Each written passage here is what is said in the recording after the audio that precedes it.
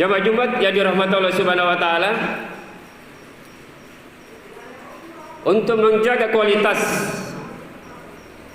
salat yang kita laksanakan 5 kali sehari semalam, ditambah dengan salat-salat Sunda lainnya, tentu memerlukan suatu sikap atau karakter di dalam diri kita, yakni mempersiapkan yang namanya sikap sabar.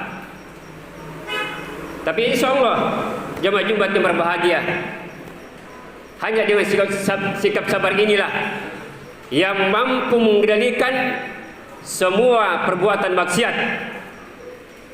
Hanya dengan sikap sabar inilah insya Allah kita bisa melaksanakan perintah Allah Subhanahu wa taala, termasuk salah satunya salat yang kita laksanakan dalam kehidupan keseharian kita.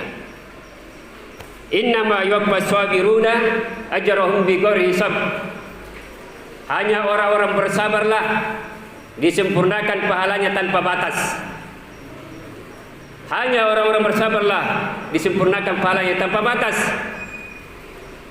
Karena dia insya Allah melaksanakan perintah Allah Subhanahu wa taala dan senantiasa memperhatikan atau menjauhi segala apa yang dilarang oleh Allah Subhanahu wa taala.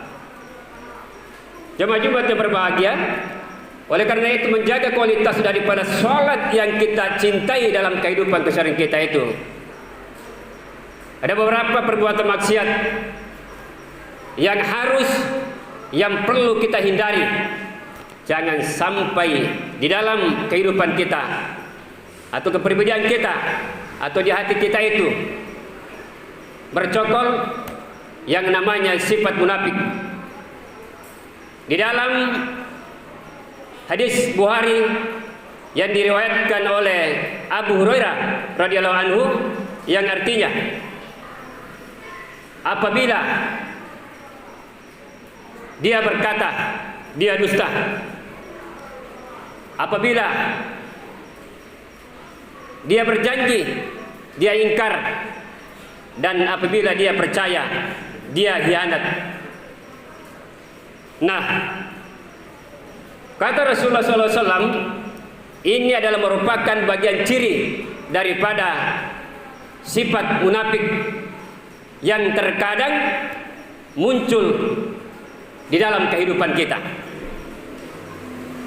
Kalau jemaah Jumat yang berbahagia sekiranya masih ada sifat seperti ini, akan dikhawatirkan akan merugikan diri kita sendiri, apalagi orang lain atau orang banyak, atau bahkan dalam kehidupan kita dikucilkan atau merasa malu.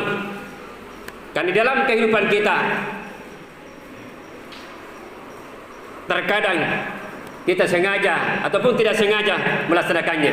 Jemaah Jumat yang dirahmati Allah Subhanahu wa taala, Allah memperingatkan di dalam surah An-Nisa ayat 45 bahwa orang-orang yang masih ada sifat munafik itu akan diberi suatu balasan neraka yang paling bawah. Nauzubillahi min dzalik. Kita bisa kembali membuka Al-Quran kita dalam surah An-Nisa ayat 45 itu. Maka tentu jamaah Jumat yang berbahagia, ini adalah merupakan suatu ancaman di dalam kehidupan kita masih di dunia ini. Tapi dikhawatirkan kalau itu selalu kita laksanakan di dalam kehidupan, maka di hari kiamat nanti, inna asamtu lianfusikum wa in saktum fala. Jika kamu berbuat baik, maka kebaikan itu kembali kepada dirimu sendiri. Jika kamu berbuat buruk atau jahat, akan kembali juga kepada diri kita. Jamaah Jumat yang dirahmati Allah Subhanahu wa taala, insya Allah dengan sifat yang satu ini kita berani atau ikhlas, atau jangan sampai ada di dalam pribadi kita. Jamaah Jumat yang dirahmati Allah Subhanahu wa taala, kemudian yang berikut, untuk menjaga daripada kualitas salat yang kita laksanakan, jangan sampai ada sifat misalnya masih ingin mencoba-coba melakukan suatu perbuatan maksiat, termasuk minuman keras. Tapi alhamdulillahirabbil alamin, di Kabupaten Bohol ini insya Allah tidak ada perbuatan semacam itu. Karena jamaah Jumat yang berbahagia, di dalam hadis dijelaskan yang diriwayatkan oleh Abdullah bin Amir, Rasulullah SAW bersabda kepada kita sekalian, siapa yang sengaja mencoba mendekati apalagi melaksanakan yang namanya minuman keras ini, maka kata Rasulullah SAW, tidak akan diterima solatnya selama 40 hari. Tidak akan diterima solatnya selama 40 hari manakala dia sengaja melaksanakan daripada minuman keras ini. Air pun juga dianggap salah satu yang sangat berbahaya kalau kita mengkonsumsi dalam keadaan berlebihan. Salah satu contoh jamaah Jumat yang berbahagia adalah cap tikus. Cap tikus ini pernah didapatkan di daerah Sulawesi Tengah juga. Ada beberapa ini mencoba-coba yang namanya cap tikus ini. Setelah dia coba, apa yang terjadi jamaah Jumat yang berbahagia? Gejalanya adalah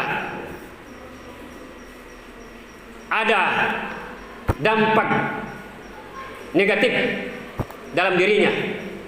Setelah kurang lebih 25 sampai setengah jam, apa yang terjadi jemaah Jumat yang berbahagia? Dia lari sama dengan tikus. Karena pengaruhnya daripada cap tikus itu sama dengan jemaah Jumat yang berbahagia. Kalau kita berkeringat, maka tetesan daripada keringat itulah diteteskan setetes, berapa tetes sampai seterusnya itu menjadi suatu bahan atau minuman keras yang menyebabkan kita nantinya kalau kita minum akan berbahaya, berdampak kepada kita sekalian. Jemaah Jumat yang dirahmati Allah Subhanahu wa taala, insya Allah perbuatan daripada minuman keras ini akan jauh dari kita sehingga kualitas sholat yang kita laksanakan akan terjaga dengan baik. Jemaah Jumat yang dirahmati Allah Subhanahu wa taala, kemudian ada juga perbuatan yang merusak daripada sholat kita atau kualitas daripada sholat yang kita laksanakan itu. Terkadang dalam kehidupan kita ini masih ingin mencoba-coba mendatangi yang namanya seorang dukun atau tukang ramal, menganggap dia bahwa dia yang tahu persis yang namanya jodoh ataupun takdir ataupun rezeki. Maka dia berani dan selalu mendatangi yang namanya dukun ini. Hati-hati jemaah Jumat yang dirahmati Allah Subhanahu wa taala, jangan sampai kita jatuh salah satu sifat seperti ini, mendatangi dukun itu, maka kita termasuk daripada orang musyrik. Kata Rasulullah SAW, siapa yang senantiasa mendatangi atau sengaja mendatangi dukun itu, maka dia, kata Rasulullah, tidak akan diterima sholatnya selama 40 malam. Jadi ada beberapa hadis ini yang mengancam kita semua manakala kita sengaja melakukan perbuatan ini di dalam kehidupan kita, dan dianggap juga kita syirik karena ternyata tidak ada penyaksian diri kita bahwa ternyata ada yang lebih tinggi yang mengetahui keberadaan yang gaib dalam kehidupannya. La ilaha illallah, tiada Tuhan selain Allah. Qul huwallahu ahad, Allahus samad, lam yalid wa lam yulad wa lam yakul lahu kufuwan ahad.